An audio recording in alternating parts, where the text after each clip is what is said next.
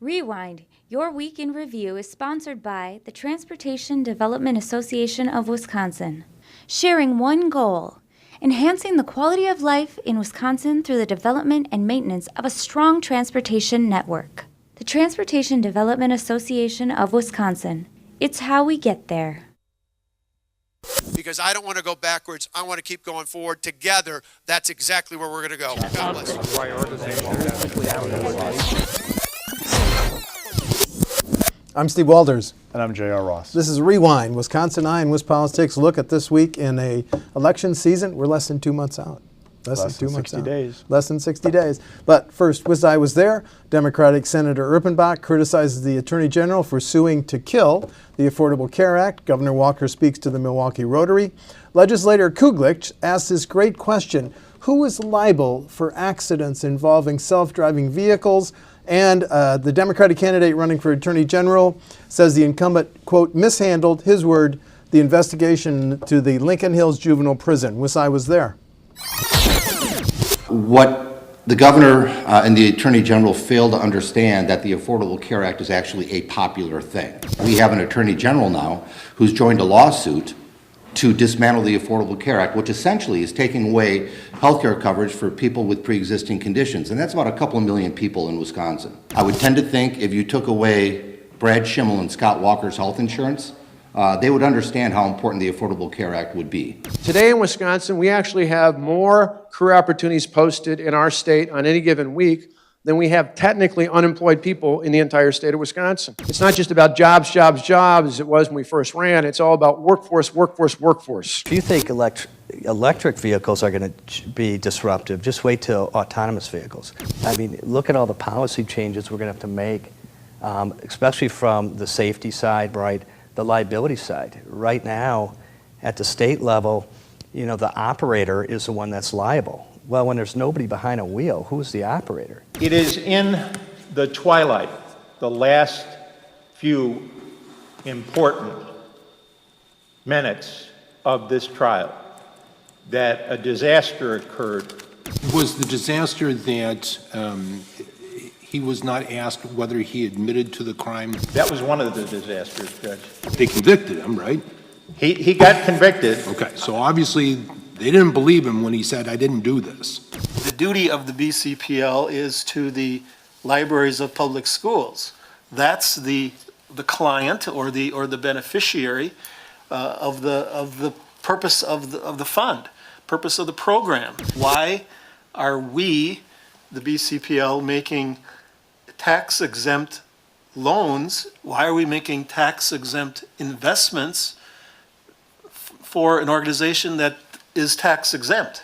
Couldn't we better have taxable investments and then get that extra income and then pass that forward to libraries of public schools? I closed our plant in Arizona and moved dozens of jobs to Mount Pleasant. However, the lease legislation that was considered by the legislature last year and has been talked about in this committee sends the exact opposite message to the businesses that Wisconsin is open for business.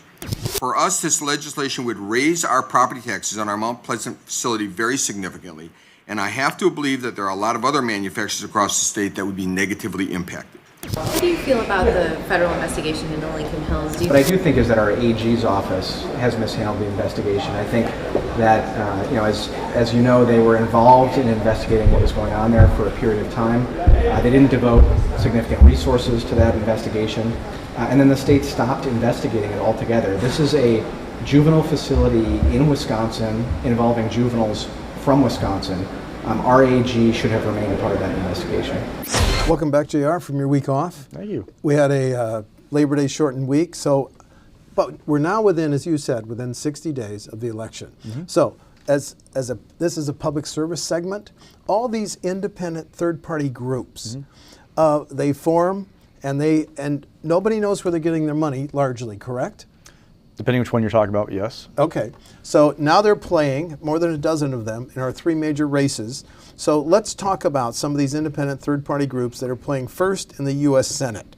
And thanks for providing a list of them. I don't know that it's inclusive, and we may see some more later. But as we go down these third-party groups. Let's look at Pro-Vukmir, Americans for Prosperity, Wisconsin. Now, the Koch brothers, this is Koch brothers? Koch brothers network, both them and the Concerned Veterans of America are part of the Koch brothers network. So they announced last week each doing $800,000 in TV, both praising Lee and attacking Baldwin, so like a $1.6 million together. That's kind of what Vukmir needed at the time, because remember we talked about this before, the question of would independent groups come play in Wisconsin, because Kevin Nicholson, her opponent in the primary, got such attention from like the John Bolton Super PAC and Dick Uihlein funded groups. Would these groups come and play once Vukmir became the nominee and not Nicholson? And our answer is yes, they're going to play. Now the question becomes to what level going forward.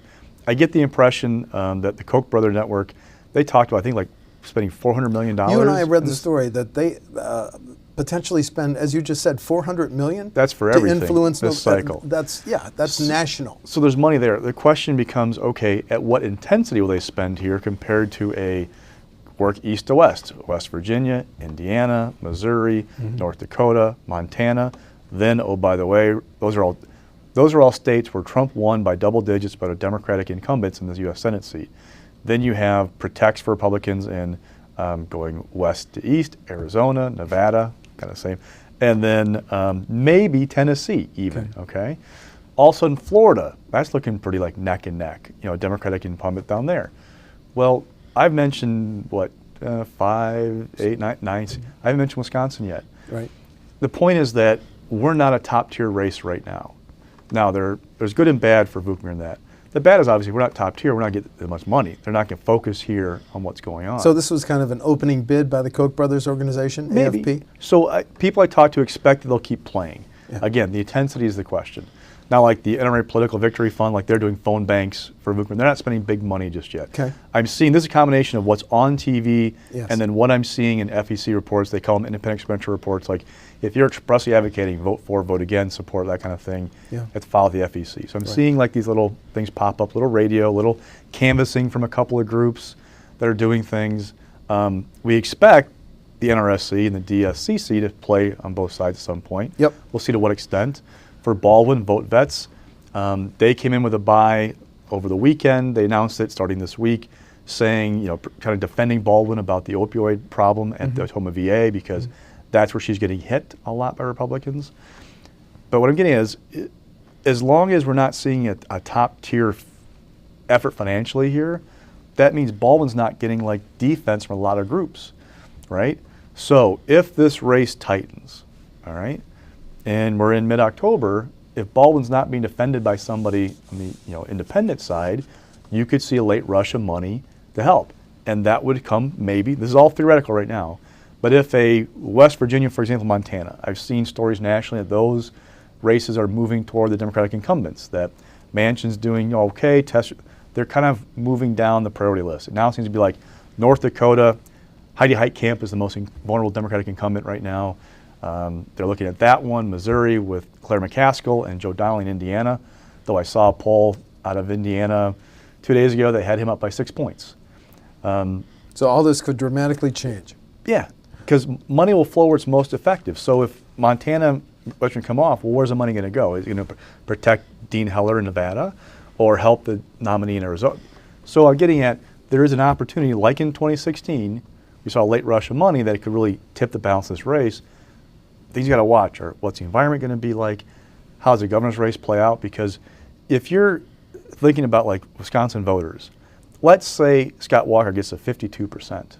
How does Baldwin get to 50%? I mean, are there that many crossover voters? Well, I understand, but and vice versa. If Baldwin gets to 53, how does Scott Walker get to 50%? Because there just aren't that many ticket splitters anymore. But the takeaway with all these third-party independent groups is that the average voter watching it either on social media or TV doesn't know who's paying for that, who donated to Concerned Vets for America and NRA, well, those obviously, but so there's no way that the average voter, there's no place they can go to find out largely who is bankrolling these third-party groups. Quite often not, no. Okay. All right. Let's turn to the race for governor. Third-party players campaign for governor. Obviously, the RGA, the Republican Governors Association, Republican Party of Wisconsin, WMC, Issues Mobilization Council, and again, Americans for Prosperity. You and I have seen the Issues Mobilization Council ad. This is the one that says that Tony Evers spent $400,000 on raises for his aides. That is it PolitiFact that said, or Well, who threw the flag on this one? a couple people, because that money isn't set aside for school. It's not in the school funding mix. It's set aside for state employee salaries. Right. But just look at the difference in the graphics between the Senate race and the governor's race, and how many more groups are doing things. Now, if you look at that, like End Citizens United on the pro-Evers side, it's like a $25,000 digital buy. Like, this is not a huge thing, but there are just more groups playing because that's viewed as a more competitive race right now. Now, we'll see how things play out the next 60 days. Maybe it changes, but it seems like the belief people I talk to is the governor's race is the more competitive one right now. Yeah. As we head toward November. So if the U.S. Senate race is not considered a top tier up for grabs, the governor's race is emerging as one, right? Absolutely. And we've seen, Marquette had, when I say that Marquette had it Walker +2, remember, that's inside the margin of error. Much like Suffolk last week had it +2 for Evers, inside the margin of error. Public policy polling has had 2 surveys out in the last, I want to say 3 weeks. One had Evers +5, one had him +4. I mean, the margin there is ±4 points, so just outside one piece of the margin. The consistent thing, though, has been the polls that I've seen, is that Scott Walker is not doing great with independents. Now, basic math tells you in Wisconsin that you cannot win, Republican or Democrat, without independents. If you're upside down them in a bad way, you're in trouble, especially if you're a Republican in what could be, I stress could be, a good Dem year. I hate making predictions about the environment because waves break late. We can't make predictions. Get me like late October, we may have a better feel of what's going on. But we didn't see the Trump wave the last week out from November of 2016, so still a lot of stuff to come. But anyway. The pro-Evers groups, obviously, the Democratic Governors Association, A Stronger Wisconsin, Greater Wisconsin Political Fund, and Citizens United. Now, based on your reporting, they're not big players here, are they? No, they've been doing like digital ads and that kind of thing. The big stuff has been, the DGA has a group called A Stronger Wisconsin. They've been doing TV ads, both introducing Evers as a teacher, a principal, state superintendent, and also attacking Walker on healthcare, roads, some other issues. Greater Wisconsin, they both have also done ads defending Evers about this attack over the teacher license issue. Right. This has become a main focus of the attack on Evers from the state GOP and now Walker's campaign even, that Tony Evers didn't pull this license, this Middleton teacher, from 7 years ago because he was caught viewing porn at school and making inappropriate comments about female students. Right. Evers has argued over and over again, did not have the authority at the time to do that. The law was changed. Now the attack has been, well, Evers didn't lead on the issue, no, he's superintendent. When talking to people, there's an impression for Republicans that that is an issue that moves people. Now, my questions are, is it the best punch they have? Is it the only punch they have? What else are they going to throw? Now, typically you save your better punch for the end, but it seems like Republicans think this is the one that moves people, and they're going to throw it now because Evers, while he's becoming better well-known, is not that well-known, especially compared to Walker. There's a chance to define him. And when you struggle with independence as an incumbent, your options are 1, spend money to raise your numbers up, or 2, tear the other guy down. Well, Scott Walker has almost universal name ID. Been in office for 8 years almost. Everybody has an opinion of Scott Walker. It's tougher to raise his numbers up than to pull Tony's down. Okay, and we have to specify here, we're talking about third-party independent players. Each of these candidates, Leah Vukmir, Tammy Baldwin, Scott Walker, and Tony Evers, and now we'll look at the Attorney General, Brad Schimmel and Josh Kaul. They have their own campaign committees. So these are groups playing outside the campaigns, but quite frankly, some of these groups have the ability to outspend and will outspend the campaign committees of the actual candidates, won't they? Well, look at the AG's race. The Good. RAGA Yep. came in with its first buy, 6 figures. As part of a larger buy they're going to do. If you're Brad Schimmel, you need to have an identity outside of the generic GOP ballot by November 6th, I think it is, right? The reason is that if Walker loses, how does Brad Schimmel win? Okay? Top of the ticket could drive things. If you are a down ballot rate, the farther down ballot you are, the more times you be susceptible to that top of the ticket influence. Right. Schimmel's best hope, if again, these are all the ifs, but if Walker loses, is to have a unique brand. Now, we're going to have U.S. Senate ads, gubernatorial race ads, AG ads, state Senate ads, probably some assembly ads. It'll be a cluttered airwaves by the time we get to November. So doing this now seems smart, people I talk to. They're doing an ad about school safety. If you're a budget geek, it's interesting to look at. They're saying that, this is kind of Schimmel's program, and he put the money in, and he's doing the improvements because the $100 million for school safety grants. It was Governor Walker's proposal. Now, I'm sure DOJ it worked with him on it, but this was driven by Scott Walker and the legislature, not professional. But besides that, you have people going back to school right now. You have Republicans struggling with independent female voters, especially moms, suburbans, moms.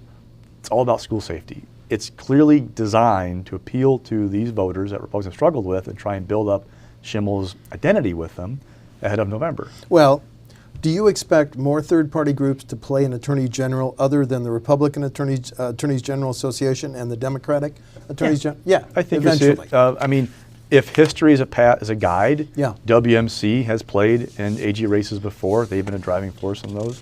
So I'd watch that. The question is kind of, again, can you get outside that generic ballot question? And except for Doug LaFollette, because he's got a name that's synonymous with Wisconsin politics, it's hard, the lower down you go, to carve out a brand. That's what they're trying to do. Okay, thanks. And there's more to come. The one question about that ad, though, is we know the attack that's coming. Yeah. Brad Schimmel didn't test these rape kits that sat there for X months or years while he spent money on swag. I mean, this is the juxtaposition that we're hearing from Democrats. I don't know if this ad about school safety will inoculate him from that attack. And Mr. Schimmel's going to say, by the end of this year, we will have cleared the backlog by giving, not in source with our crime lab, but making sure that those kits are tested. Yeah. Okay. New subject.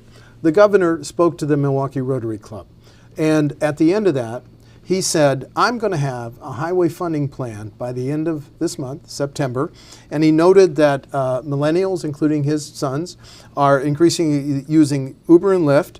Electric and hybrid cars will grow.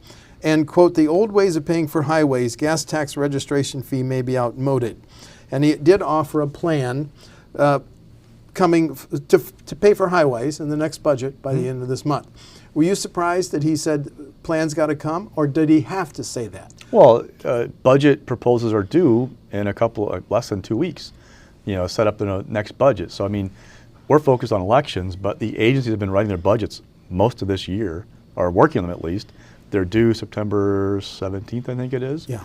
They have to turn these proposals, so that'll be your first into the plan. What's interesting is Walker, in this speech, answering a question from the audience, said, people keep wanting to spend more money on roads and expand. Yes. He thinks we can do with what we have. Now, what's interesting is just 2 weeks ago, he called for DOT to look at expanding I-41 between in the valley, the Fox Valley, the voter-rich Fox Valley that he needs to do well in. Yes.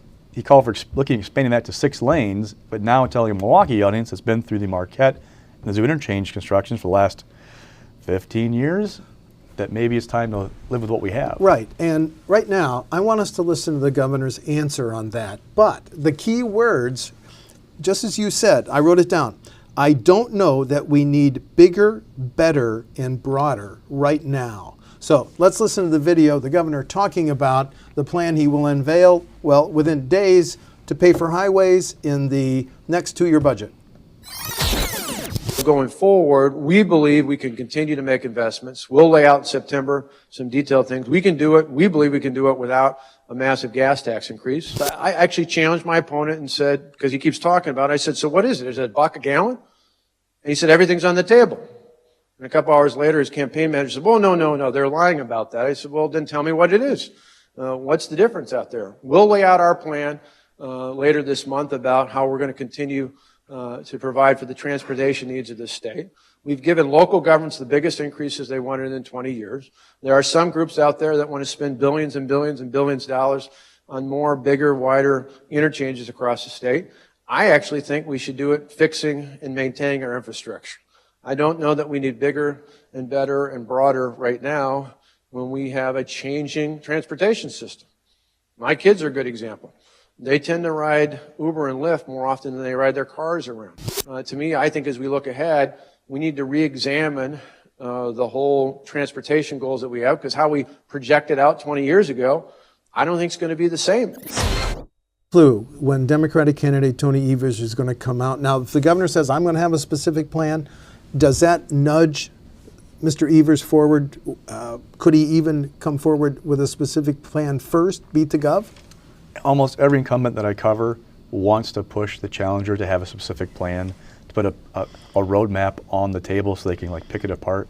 And every challenger I've covered has not done that. They've given vague platitudes or like an overview because they're not the incumbent. They don't have to. Why give them stuff to attack you with? So I don't expect Evers to say, I want to raise a gas tax X cents or cut this road project.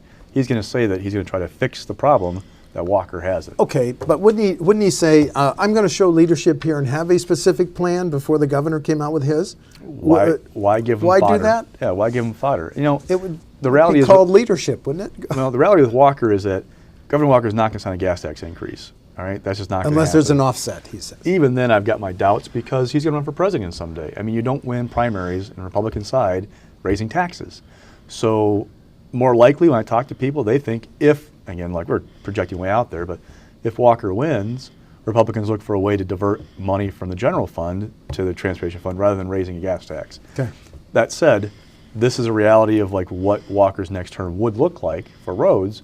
He's not going to expand things. He's not going to add more money into that fund, and we would have another standoff with Republican lawmakers. However, he just told Dodd, look at widening I-41 and the critical Fox Valley. Anyway, let's move on. After we taped the last rewind, Supreme Court Justice Shirley Abrahamson put out this statement. It says, in part, on any day in this state, more than 250,000 people are facing a cancer diagnosis. I am one of them. My own participation by phone may well continue on occasion. When I next appear in court, it probably will be in a wheelchair, but I will still have my voice and most of the time a smile. We wish the former Chief Justice well in her battle for cancer. She's going to fight hard to complete this term. That's significant because it would deny the governor a chance to name a third justice? She said in that statement that she announced this summer she would not seek another term, but she would serve out this one. Yes. And she has not changed her mind on either.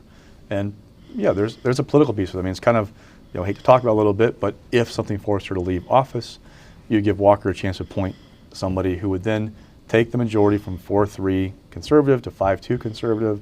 You would give a conservative candidate possibly a leg up in that race because it would be somebody who can retain the office rather than being an open race. And there's one conservative candidate that has announced that we've not had a chance on the Rewind show, Brian Hagedorn. Appeals court judge in the Waukesha-based 2nd District Court of Appeals. Yes. If there were an appointment, you would see a lot more people interested in that opportunity. Judge Lisa Neubauer, also of the 2nd Court of Appeals, the chief judge of the appeals court. She's announced on the kind of left of center side. Some are still kicking the tires, but those two are in for sure. Now, the question that I have asked, though, is, and again, this is really speculative, but, do you want to be a Walker appointee right now, depending on what happens in November? Just something to think about. Okay, we have 2 odds and ends. Hopefully, it won't come to that, and Justice Abrahamson will be just fine. Thanks. Yeah, we wish her well in her battle with cancer. 2 odds and ends before we go to stock picks. Department of Revenue this week announced how much the 100 per child sales tax rebate cost, $94.2 million, which was 22% less than the $122 million that had been estimated. The Department of Revenue statement said about 558,000 Wisconsin households claimed the $100 rebate, and that was lower than the estimate of 671,000. Any big news there? No, I mean, it just shows, DOT spent money on postcards. It reached out on social media. Governor Walker went out and promoted this thing for a while. It shows you the difficulty in trying to get people to sign up for something, even if it's, quote unquote, free money. Now, there are also people who objected to the idea of this. Democrats called it a bribe ahead of election season. Yeah. So people may have not decided I didn't need the money, didn't want it because they didn't disagree with it. Right. But, for Walker, it goes into the wheelhouse of we cut taxes by this much, we're returning tax dollars to the people who earned the money. Right. And the other odd and end, the Packers open their 100th season Sunday against Dub Airs. What is with this tweet back and forth on how players should behave during a national anthem? Excuse me. Well, let's be honest. It's political catnip, right? It is. So Walker said what?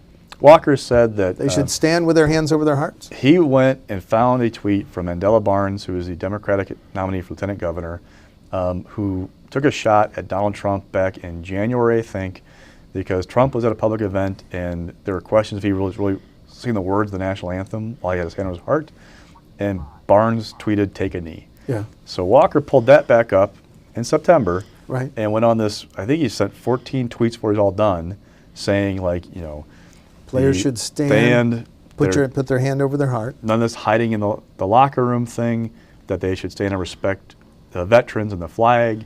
You know, does Tony Evers feel the same way about this? Where's Evers stand on this issue? Then you had this other thing where Mandela took shots back at Walker, saying, well, why haven't you served in the three wars you could have? And Lieutenant Governor Rebecca Clayfish wrote on Twitter that neighbors had told her that Barnes knelt for the anthem, which Barnes said was a lie.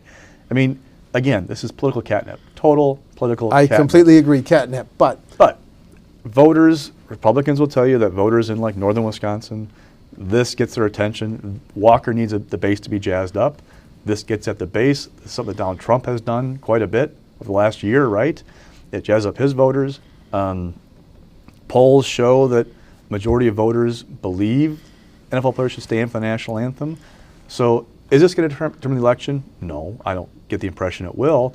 But it could be an avenue for Walker to try and stoke some passion in the base when they're not very excited about the environment going on right now. Didn't it elicit a tweet from Evers on this subject? Evers said that he and basically... then we're done. Yeah, he basically said that he stands the anthem but respects those who take a different piece. I mean... Okay. Enough said. All right, stock picks. Rising. So Foxconn quickly, this is a little bit from last week when I wasn't here, but you know, $100 million venture capital fund investment, UW-Madison, though Madison has to have the matching money to get the money. But it's another piece we've talked about for months with this thing.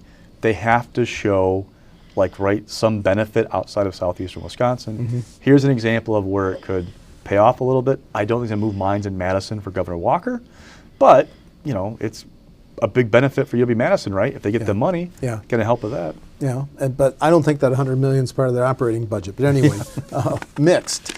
So Walker, let's go back and talk about those polls. He's struggling with independence, all right? And this week he announced his 15th and 16th ad of the election campaign. 15 and 16. Two things in those ads. One, he expanded upon an idea about taking these grants for 11th and 12th graders down to 7th and 8th graders for apprenticeships, expanding that program. And then secondly, about attacking Evers.